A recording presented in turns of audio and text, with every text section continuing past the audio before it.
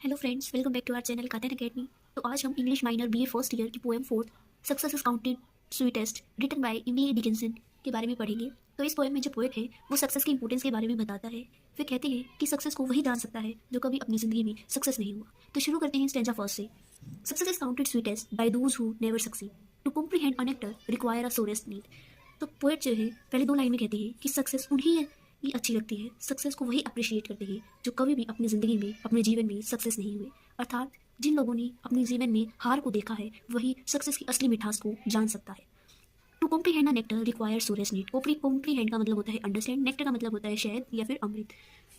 तो अमृत को, शहद को समझने के लिए हमें उसे पहले चखना पड़ेगा, अच्छी तरह से उसे चखना पड़ेगा। ठीक उसी प्रकार ये सक्सेस पे भी लागू होता है कि सक्सेस उसी को मिलती है या सक्सेस का असली मतलब वही जान सकता है जिसने अपने जीवन में कई प्रॉब्लम का सामना करके सक्सेस को हासिल किया है, वही सक्सेस के असली मतलब को समझ सकता है।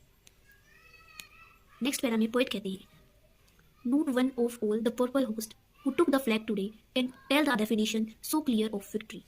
तो यहाँ जो है जो पोएट हैं वो आर्मी का कॉन्ट्रास्ट करते हैं। एक तरफ वो दिखाते हैं कि जो जीते हुए सोल्जर्स हैं उनके लिए विक्ट्री क्या मायने रखती है, और एक तरफ जो हारे हुए सोल्जर्स हैं उनके लिए विक्ट्री क्या मायने रखती है। ये दोनों कॉन्ट्रास्ट जो है पोएट हमें बताते हैं। तो इस स्टेंजा में पोएट कहते हैं कि जो सोल्जर्स, जो आर्मी की टीम जीत चुकी है जंग में, और वह अपने पर्पल होस्ट जो है ये सिग्निफाई करता है विक्ट्री सिंबल को, और जो सोल्जर जीत चुके हैं और अपने फ्लैग को लेकर आज अपने फ्लैग को लेकर खड़े हुए हैं, उनमें से कोई भी एक सोल्जर हमें सक्सेस की, विक्ट्री की एक क्लियर डेफिनेशन नहीं दे सकता। जितनी दूसरी तरफ हारी हुई आर्मी, दूसरी तरफ हारे हुए सोल्जर्स हमें सक्सेस की एक क्लियर डेफिनेशन दे सकते हैं। Therefore, the poet says that the idea is that those who succeed often take their success for granted, while those who fail or struggle understand its true value. Next para में poet क्या कहती है? As he defeated time, on whose forbidden ear the distant strains of trim burst agonized and clear.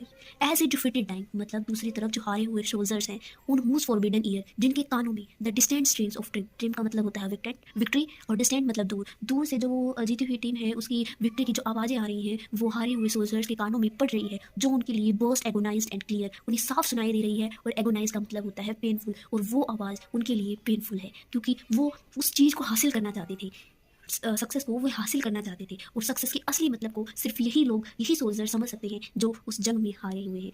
यही उस success के असली मिठास को जान सकते हैं, क्योंकि जीते हुए सोल्जर्स के तो लिए वो सक्सेस एक सिर्फ ग्रांटेड थी, लेकिन इनके लिए वो एक ट्रू सक्सेस थी, जीते हुए सोल्जर्स के लिए। आई होप आपको यह पोएम समझ में आई होगी। भले ही पोएम छोटी है लेकिन ये हमें डीप मैसेज देती है कि सक्सेस की मिठास को, सक्सेस की को सिर्फ वही लोग चख सकते हैं जिन्होंने अपने जीवन में हार को देखा है। वीडियो अच्छी लगे तो लाइक करना, शेयर करना, कमेंट करना, और चैनल पे नए हैं तो चैनल को सब्सक्राइब जरूर करना। Thank you.